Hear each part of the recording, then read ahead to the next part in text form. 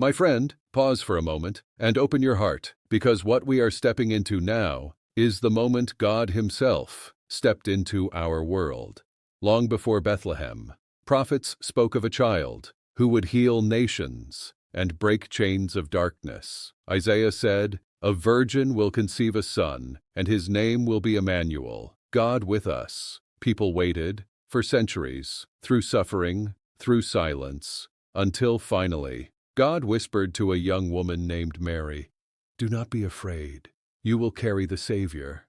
She is shocked, confused, but she believes, because faith often begins before understanding. That night in Bethlehem, when Jesus is born, the air feels different.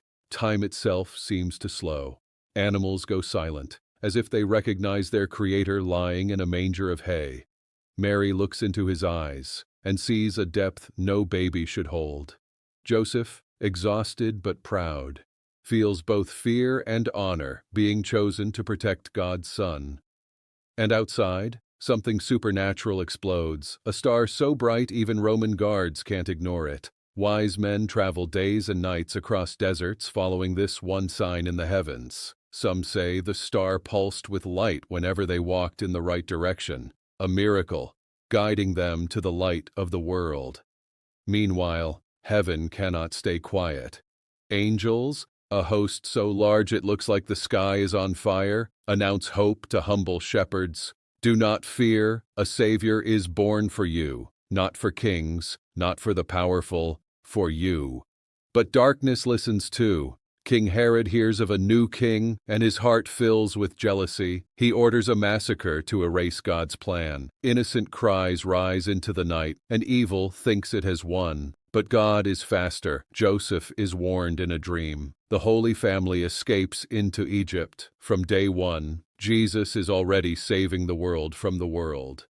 Then come the quiet years. Jesus learns to walk, to speak, to pray. He grows into a young man, helping Joseph with carpentry, feeling splinters that one day would be nails. People see humility, but inside him, a heavenly fire waits. He knows his time will come, but for now, he waits in patience and in prayer. At age 12, he disappears into the temple and astonishes scholars with wisdom he never studied. A whisper spreads, "This child is not ordinary." The stage is set. The world is watching, heaven is waiting.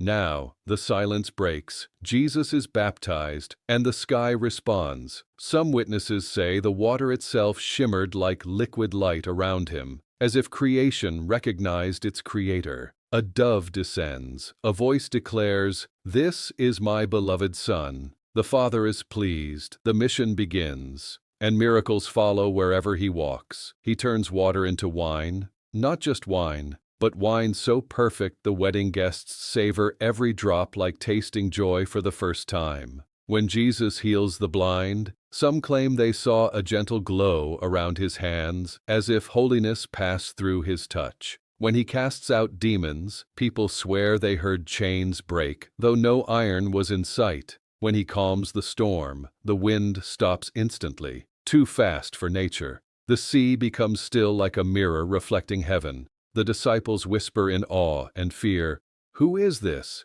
that even creation obeys him?" Some miracles are even stranger. A woman touches just his robe, and power surges like lightning, healing her instantly. A man dead for 4 days walks out of his grave. Some witnesses say they smelled flowers, not death, as Lazarus returned.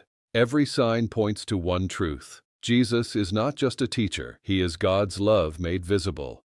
But with every miracle, resistance grows stronger. Religious leaders fear losing control. They cannot deny his power, so they decide to destroy his name. Their hearts close, even as heaven opens around them. The greatest light ever seen is shining, and some choose to turn away.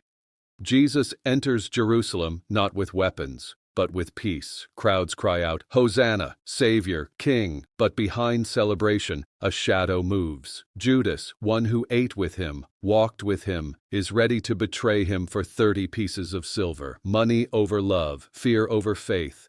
At the Last Supper, Jesus looks around, seeing every future mistake his followers will make, every sin that has ever been committed, and still he says, I give my life for you. He breaks the bread, my body, broken for you. He pours the cup, my blood, shed for you. He is preparing to pay a debt we could never pay. In the garden, he prays with tears like blood. He feels the weight of every sin on his shoulders, but he chooses love. Not my will, but yours. Soldiers arrive, swords drawn. He steps forward willingly, even in chains. He is the only free one there. The cross stands tall, nails pierce, pain roars, but love remains. From the cross he looks at his executioners and prays for their forgiveness. Who loves like that? Who dies praying for his enemies? Only the Son of God. Then the world reacts. Darkness at noon. The earth shakes violently. The temple curtain rips from top to bottom. God tearing down the barrier between heaven and humanity. Every sign screams, this is the Savior. This is the Son of God. Then he cries out, it is finished. Not defeat, completion. Sin is paid for, death is challenged, love stands victorious. 3 days later, a light fills the tomb, stone rolls away, soldiers fall like dead men, Jesus rises, alive forever. The King returns with victory in his hands. He appears to his followers, showing scars that healed the world. He promises, I am with you, to the end of the age. My friend, Jesus didn't just die for the world, he died for you. He rose for you. He waits for you. Your story, your future, your healing, your hope, it begins with him. If your heart is whispering right now, Jesus, I believe, that is not an accident. That is God calling you home.